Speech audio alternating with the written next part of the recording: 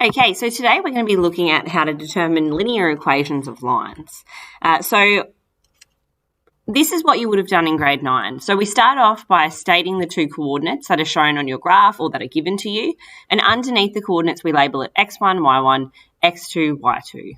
Then we calculate the gradient. So I prefer to use the gradient of a line to work it out, opposed to rise over run, because when you guys use rise over run, a lot of the time you end up forgetting which way, like whether it's positive or negative. So one way that you can get around that, if I have this arrow here and I draw a little arrowhead on the end of it, you'd say that that one's going up. So this one has a positive gradient. If I draw an arrowhead on the end of this line, you can see that it's going down, so it's negative. So that's one way you can get around it, but this formula will always work, so I always use it. Then you would have been asked to use a coordinate and the gradient to determine the value of C. So you substitute into this equation, and then you rearrange to get C on its own. Then you state that equation again. So that would have looked like this. Just input the wrong thing here.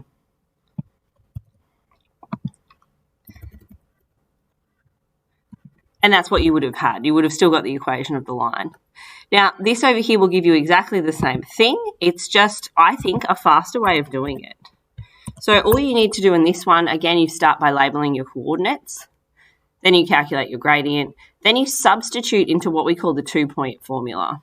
So in the 2-point formula, y stays as a y, x stays as an x, y1 and x1 relate to the coordinate that you had at the top here, and then m is just your gradient. From there, you get to rearrange that you can get y is equal to mx plus c as your final answer.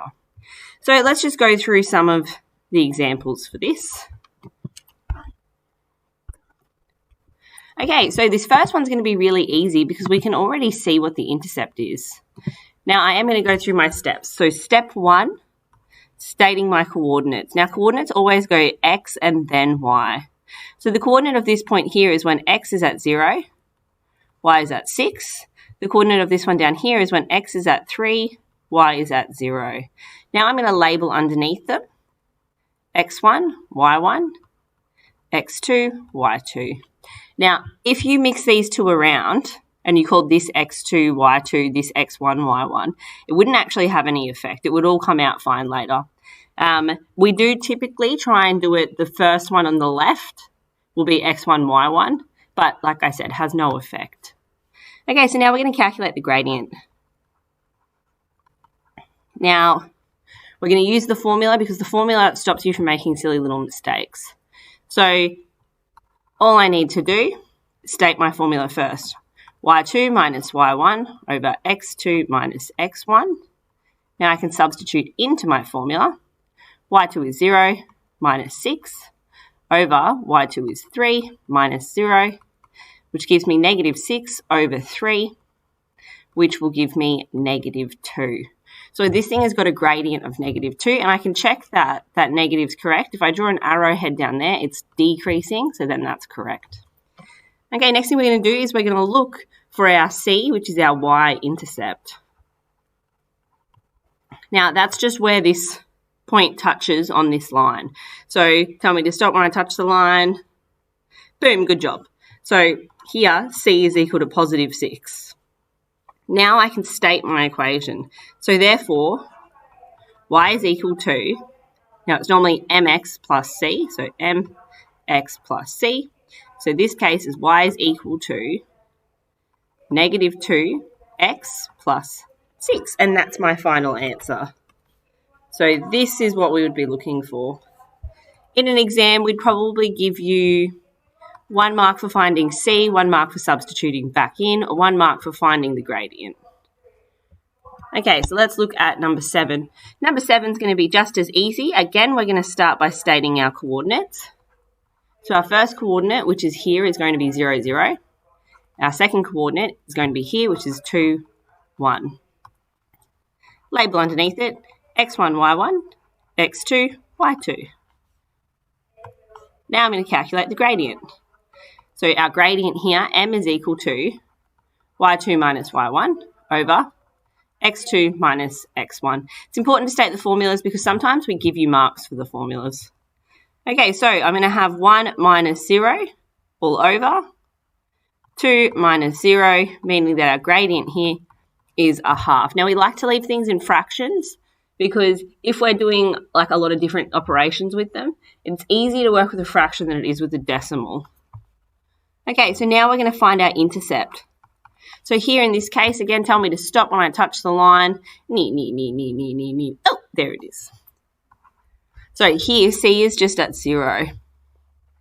So now I can state the equation of the line. Y is equal to mx plus c. So here, y is equal to a half of x plus 0, which we would typically write as a half x, just like that. So this part here is my final answer. Again, in an exam, you'd probably get 1 mark for that, 1 mark for that, 1 mark for that. So these would be like 3-mark questions. Okay, lucky last. So this is a good one. This is where I'm going to show you what happens at the difference between the two different situations. So our first steps stay the same. We've got our 2 coordinates. I'm going to label underneath them. x1, y1, x2, y2. Perfect.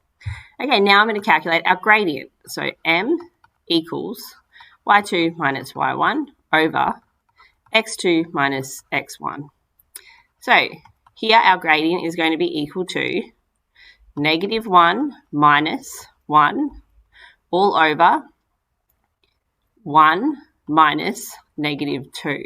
So this you can think about as being in a bracket because you're minusing -2, which is going to make it a positive. Okay, so m is equal to, if you owe me $1 and then you have to borrow another $1, you owe me $2. Here, these two symbols will turn into a plus, so it's over 3. So 1 plus 2 makes 3. Remember, double check on your calculators. You should still be doing your multiplication grids and stuff each week just to get stronger at positive and negative numbers. Okay, so now we are going to calculate C. Now, obviously, you can't see it here. So we're going to have to let m equal -2 over 3. And we're going to choose one of these coordinates. It doesn't matter which one. So we're going to let x1 equal -2. We're going to let y equal 5. Now, we're going to use the same information in both cases.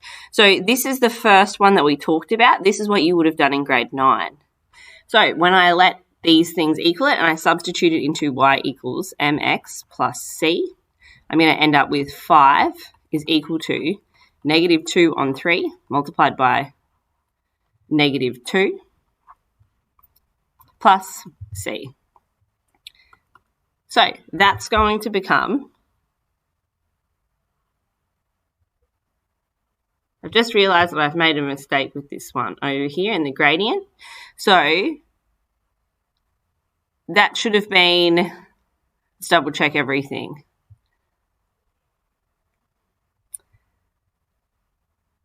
y2 is -1, y1, so this should have been -5. So then that one should have been a -6 on top, which means that our gradient should be -2 there. So I'm just going to correct that over here. Okay, good. Okay, so now I can go back to writing this out. So 4 plus c, now I can take the 4 over. So now it's going to be 1 is equal to c. Okay, and so now my last step for this one is going to be expressing it as y equals, normally it would be mx plus c, but we've got -2x plus 1. That is your first option. That's what you normally do in grade 9. Now, if we're thinking about this in terms of what we could do using the 2-point formula, it's just going to chop out that step where you have to rearrange. So it is important to know both of them. We do use it a lot when we do calculus. So this is option 2. We're going to use this same information, but we're going to substitute into this formula here. Okay, so now we've got y minus y1 here is 5 is equal to m, which we now know as being -2. So -2, comma, x minus x1 is going to be negative 2, so substitute in negative 2. Now we can expand this bracket and simplify what we've got. So negative 2x, the negative and the negative will make that positive 2, and then I'll have negative 2 times positive 2 will make negative 4. So y minus 5 is still left on this side. I'm going to take the 5 to the other side by adding 5. So now I've got y is equal to negative 2x plus 1. So you see you get the same answer. I personally like this one better, but both of them work. You wouldn't be marked down for using one or the other.